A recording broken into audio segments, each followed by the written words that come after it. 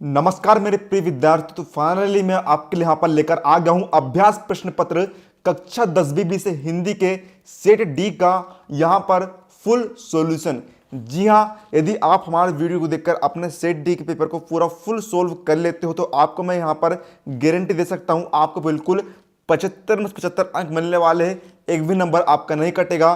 75 में 75 अंक लेकर आप भौकाल मचाकर आने वाले हो। तो आइए वीडियो को हम बिना किसी देरी के यहाँ पर शुरू कर लेते हैं। सबसे पहले हम देखते हैं प्रश्न क्रमांक 1। हम यहाँ पर जो सही विकल्प चयन कर उत्तर लिखना है। तो पहला क्वेश्चन है प्रयोगवाद की कवि है, तो उसका राइट आंसर होगा आपके पास आगे है। दूसरा क्वेश्चन है सूरदास भक्ति काल की शाखा कवि है, तो उसका उत्तर होगा आपका यहाँ पर कृष्ण भक्ति शाखा कवि है। तीसरा है दो छंद के द्वितीय और चतुर्थ चरण में कितनी मात्रा होती है, इसका उत्तर होगा 11-11। चौथा है नेताजी की मूर्ति तैयार करने वाले मूर्तिकार का नाम क्या है, इसका उत्तर होगा मोतीलाल। पांचवा किसी कार्य का कार्य होने का बोध कराने वाले शब्द के कहलाते हैं, इसका उत्तर होगा यहाँ पर क्रिया। छठा है भोलेनाथ के पिता आटे की गोलियां गंगा जी में प्रवाहित करते थे, इसका उत्तर होगा यहाँ पर 500। प्रश्न 2 हम देखते हैं। यहाँ पर हमें रिक्त स्थानों की पूर्ति करनी है। तो पहला क्वेश्चन है यहाँ पर विश्व के सकल जन गर्मी से रिक्त स्थान हो रहे हैं, तो उसका राइट आंसर होगा यहाँ पर व्याकुल। अगला है स्थायी भाव के उत्पन्न होने के कारणों को विभाव कहते हैं। तीसरा कविता के रचना विधान को छंद कहते हैं। बाल गोविंद भगत पाठ गद्य की रेखा चित्र विधा के अंतर्गत आता है। जिन वाक्यों से किसी कार्य के ना होने का बोध होता है उसे विधानवाचक वाक्य कहते हैं। सिलीगुड़ी से ही हमारे साथ भी ये तीस्ता नदी। अब हम देखते हैं प्रश्न क्रमांक 3। हमें यहाँ पर सही जोड़ी मिलाकर लिखनी है। तो पहला में दिया है आत्मकथ्य कविता, इसकी सही जोड़ी मिलाएगी जयशंकर प्रसाद से। तो चलिए विद्यार्थियों, हम यहाँ पर जान लेते हैं कि आप पीडीएफ किस तरीके से डाउनलोड कर सकते हैं। तो देखिए पीडीएफ डाउनलोड करने के लिए लिंक जो है मैं आपको यहाँ पर कमेंट में दे देता हूँ। ठीक है, कमेंट में यहाँ पर लिंक पिन कर दी जाती है। तो यहाँ पर देखिए जैसे कि लिंक दी गई है, कोई भी मैंने रेंडमली वीडियो लिया हूँ। ठीक है, आप पीडीएफ किस तरीके से डाउनलोड कर सकते हैं। तो यहाँ पर देखिए जैसे कि दी गई है लिंक, आपको इस पर आपको क्लिक कर देना है। मात्र 1 मिनट की स्टेप है, आप आसानी से पीडीएफ को डाउनलोड कर सकते हैं, कोई भी दिक्कत वाली बात नहीं है। लिंक को ओपन करने के बाद देखिए आपके सामने कुछ इस तरीके का इंटरफेस आएगा। यहाँ पर आपको एक बटन दिखाई दे रहा होगा क्लिक टू वेरीफाई का, इस पर आपको क्लिक कर देना है। अब जैसे ही आप क्लिक करेंगे आपको यहाँ पर 10 सेकंड का वेट करना है। तो यहाँ पर टाइमर चालू है। जैसे ही यहाँ पर 10 सेकंड कंप्लीट होंगे आपको करना क्या है, आपको चले जाना है सबसे नीचे की ओर। नीचे ही अब आप जैसे जाएंगे तो यहाँ पर देखेंगे आप, यहाँ पर आपको एक कंटिन्यू का बटन दिखाई दे रहा होगा, इस पर आप क्लिक कर देंगे। इसके बाद आपके सामने यहाँ पर अगली स्टेप आएगी। यहाँ पर भी आपको नीचे जाने को कहा जा रहा है ताकि आपकी लिंक जनरेट हो सके। अब बस आपके पास अब बस एक ही स्टेप बची हुई है, जनरेट लिंक पर आप क्लिक कर दीजिए। 10 सेकंड का वेट आपको करना है, ज़्यादा बड़ा काम नहीं है। ठीक है, छोटा सा काम है, आसानी से आप पीडीएफ को डाउनलोड कर सकते हैं। ठीक है, कई सारे विद्यार्थी को पीडीएफ डाउनलोड करने में प्रॉब्लम आती है, इसलिए ही मैं वीडियो बना रहा हूँ। अब आपको कंटिन्यू पर क्लिक कर देना है। अब देखिए यहाँ पर स्कैन यूआरएल, अब यहाँ पर स्कैन होगा तो आपको इस पर क्लिक कर देना है। यूआरएल जो है यहाँ पर स्कैन हो रहा है। अब मात्र एक स्टेप आपके सामने बची है, इसे क्रॉस कर लीजिए, आपकी पीडीएफ डाउनलोड हो जाएगी। गेट यूआरएल का बटन आ गया है, लास्ट स्टेप आपकी, और आपके सामने यहाँ पर लिंक ओपन हो गई है। अब देखिए आप ओपन लिंक पर क्लिक करेंगे सर्वर 1 पर। यदि इससे आपकी पीडीएफ डाउनलोड नहीं होती है तो आप चले जाएंगे बैक। अब यहाँ पर आपको दूसरा सर्वर मिलता है ओपन लिंक सर्वर 2, इस पर आप क्लिक कर देंगे। जैसे ही आप क्लिक करेंगे आप पीडीएफ को किस में खोलना चाहते हो उस पर आप क्लिक कर देंगे। तो हम ड्राइव में खोलना चाहते हैं, इस पर हमने क्लिक कर दिया और आपके सामने जो भी पीडीएफ आपने डाउनलोड करा है वह ओपन हो जाएगी, जैसे कि आप यहाँ पर देख सकते हैं। दूसरा 16 सूत्र मात्रा है, इसकी सही जोड़ी मिलाई चौपाई छंद से, है ना। फिर अगला में दिया है उपन्यास के तत्व, इसकी सही जोड़ी मिलाएगी 6 से। एक प्लेट सैलाब, इसकी सही जोड़ी मिलाएगी मन्नू भंडारी से। जो मीठी बाड़ी बोलता हो उसे क्या कहते हैं, मृदुभाषी कहते हैं। साना साना हाथ जोड़ी, इसकी सही जोड़ी मिलाएगी माधु कांकरिए से। अब हम देखते हैं प्रश्न क्रमांक 4। यहाँ पर हमें एक शब्द फिर एक वाक्य में उत्तर लिखना है। तो ये आपके सारे क्वेश्चंस आप देख लीजिए। ये सारे आपके क्वेश्चन है, फिर आंसर आपको दिखाता हूँ। तो देखिए पहले का उत्तर होगा आपका स्वर भारी, दूसरे का उत्तर होगा स्थायी भाव, विभाव, अनुभव, संचारी भाव, चौथे का उत्तर होगा द्वंद्व समास में, पांचवें का उत्तर होगा दोहरा लाभ उठाना, छठे का उत्तर यहाँ पर हो जाएगा हल्दी। अब हम देखते हैं यहाँ पर प्रश्न क्रमांक 5वां। हम यहाँ पर सत्य फिर असत्य कथन बताने हैं। तो ये क्वेश्चन से आप देख लीजिए, पहला, दूसरा, तीसरा, चौथा, पांचवा, छठवा। तो देखिए यहाँ पर पहला आपका क्या होगा, सत्य होगा, दूसरा असत्य, तीसरा असत्य, चौथा सत्य, पांचवा सत्य और छठवा असत्य यहाँ पर हो जाएगा। अब चलिए देखते हैं प्रश्न क्रमांक छठवा का और वाला क्वेश्चन। छठवा का अथवा हमें दिया है, प्रगतिवादी काव्य की दो कवियों के नाम एवं उनकी एक रचना के सामने लिखी है। तो ये रहा इसका उत्तर आपके सामने स्क्रीन पर। प्रगतिवादी कवि हमने लिख दिया सुमित्रा नंदन पंत और सूर्यकांत त्रिपाठी निराला, और इनकी रचना है सुमित्रा नंदन पंत की हो जाएगी युवाणी और निराला की हो जाएगी कुकुर मुत्ता। प्रश्न क्रमांक 7वां हमें दिया है, यहाँ पर हमें सूरदास या फिर सूर्यकांत त्रिपाठी निराला की काव्यगत विशेषताएं बिंदु के आधार पर लिखनी है। पहले दो रचना, दूसरे भावपच। तो हम यहाँ पर लिख रहे हैं सूरदास जी के बारे में, तो इनकी रचनाएं लिख दी है सूर सागर, सूर सरावली, और भावपच आपको इस तरीके से लिख देना है जैसे कि आप यहाँ पर दे सकते हैं। फिर चलिए देखते हैं हम यहाँ पर प्रश्न क्रमांक 8वां, गोपियों को उद्धव को भाग्यवान कहने में क्या व्यंग्य निहित है। तो देख लीजिए आप इसका उत्तर यहाँ पर दे सकते हैं, पूरा आपको यहाँ से लेकर यहाँ तक उत्तर लिख लेना है।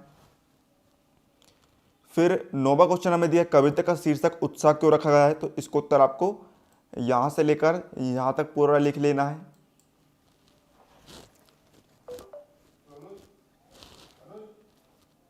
तो फिर देखिए 10वां क्वेश्चन हमें दिया है, काव्य की परिभाषा एवं उनके भेद लिखिए।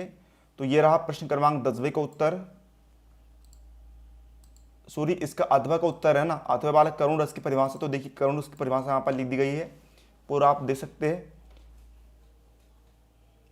फिर हम देखते हैं प्रश्न क्रमांक 11वां, वर्णिक छंद एवं मात्रिक छंद में कोई दो अंतर लिखिए। तो इस तरीके से आप मात्रिक छंद और वर्णिक छंद में आप अंतरों को लिख देंगे।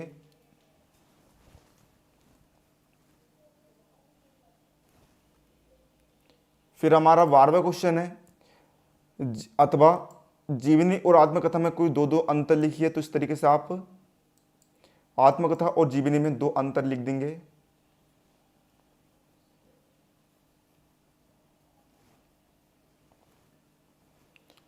फिर देखते हैं 13वां क्वेश्चन।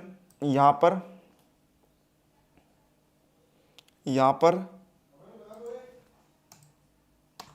पर हमें सोम प्रकाश अथवा मन्नू भंडारी की साहित्यिक विशेषता लिखनी है। पहला दो रचनाएं, दूसरा भाषा शैली। तो यहाँ पर लिखा है मन्नू भंडारी के बारे में। तो देखिए भाषा शैली इस तरीके से आपने लिख दिया।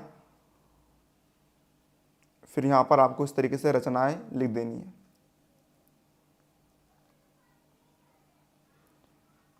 फिर देखते हैं प्रश्न क्रमांक 14वां, सेनानी ना होते हुए भी चश्मे वाले को लोग केटन क्यों कहते थे।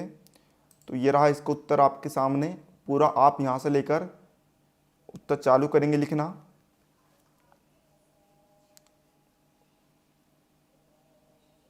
और यहाँ पर लाकर खत्म कर देंगे।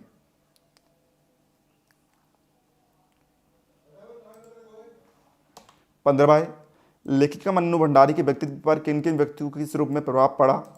तो यहाँ पर आप इसका उत्तर देख सकते हैं।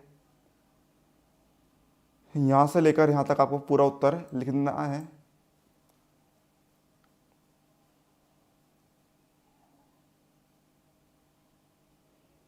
फिर देखिए 16वां का अथवा में दिया है, संधि और समास में कोई दो अंतर लिखिए। तो इस तरीके से आप संधि और समास में अंतर लिख देंगे।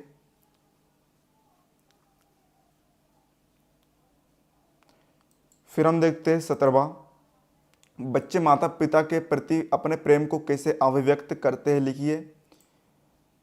तो यहाँ पर आप देख सकते हैं, इसका उत्तर आप यहाँ से लेकर चालू करेंगे लिखना और पूरा आप यहाँ तक लिख देंगे।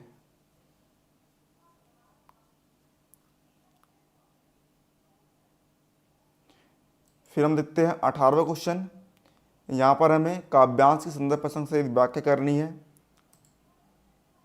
ना। तो आप आधा वाला हम दिख रहा है, ये वाला यहाँ से लेकर यहाँ तक चालू है ना। तो इस तरीके से देखिए, आप सबसे पहले प्रसंग लिख देंगे, फिर यहाँ पर व्याख्या आप कर देंगे।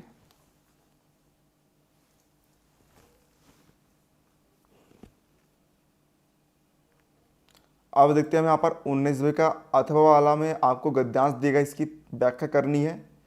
तो ये एक संस्कृत से लेकर केला सकता तक है। तो ये देख लीजिए, आप संदर्भ आपने लिखा इस तरीके से, फिर ये प्रसंग, फिर यहाँ पर आपको व्याख्या कर देनी है। फिर चलिए देखते हैं हम यहाँ पर 20वां प्रश्न है, परोपकार से बड़ा कोई धर्म नहीं विषय पर एक अनुच्छेद लिखिए। तो इसको उत्तर आप यहाँ से लिखना चालू कर देंगे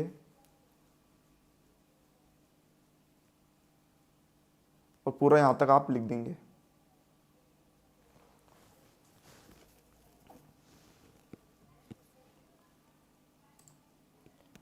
इक्कीसवें में देखिए, हमें अपठित गद्यांश या फिर काव्यांश को शुरू करना है। तो देखिए, आप हम यहाँ पर अथवा वाला शुरू कर रहे हैं, इस संसार से लेकर जन्म देंगे तक का। तो पहला क्वेश्चन हमें दिया है, ऊपर गद्यांश का शीर्षक लिखना है ना। शीर्षक हमें यहाँ पर लिखना है। तो इसका शीर्षक होगा आपका शीर्षक आप लिखेंगे मनुष्य के कर्म, है ना। क्या लिखना है आपको? मनुष्य के कर्म जो है ईर्षक, शीर्षक यहाँ पर हो जाएगा। सेकंड क्वेश्चन है, प्रकृति के नियम तोड़ने से क्या होगा? तो इसको उत्तर हम देखते हैं। इसको उत्तर आप यहाँ से चालू करेंगे और यहाँ तक आपको पूरा लिख देना है। ये आपके सेकंड क्वेश्चन का आंसर। थर्ड है, उपरोक्त गद्यांश का सारांश लिखिए। तो सारांश आप करना क्या है? सारांश में देखिए, आप सबसे पहले आप ये लाइन लिख दीजिए, फिर आप ये लाइन लिख दीजिए, फिर आप ये लाइन लिख दीजिए। ठीक है, इस तरीके से आपको सारांश लिखना है ना। अब देखते हैं 22वां क्वेश्चन हमें दिया है। 22वां क्वेश्चन हमें क्या दिया है? अथवा देखते हैं, अपनी वार्षिक परीक्षा की तैयारी से अवगत कराते हुए अपने पिताजी को पत्र लिखिए। तो इस तरीके से आप पत्र लिख देंगे यहाँ पर।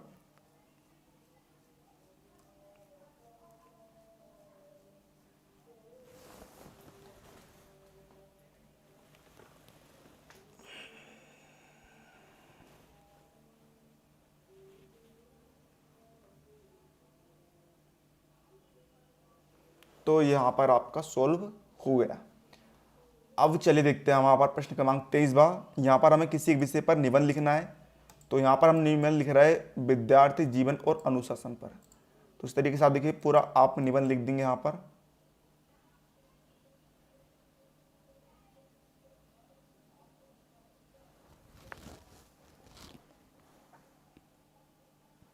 पढ़ लीजिए आप निबंध को एक बार अच्छे से, है ना। निबंध लिख देना आपको।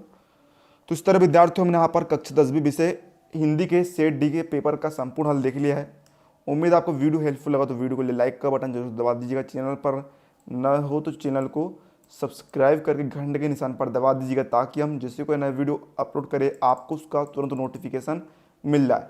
वीडियो को अपने दोस्तों के साथ अधिक से अधिक शेयर करना ना भूल, ताकि आपके दोस्तों को भी हमारा वीडियो का लाभ मिल पाए। चलिए मिलते हैं अगले किसी नए वीडियो, तब तक के लिए जय हिंद, जय भारत।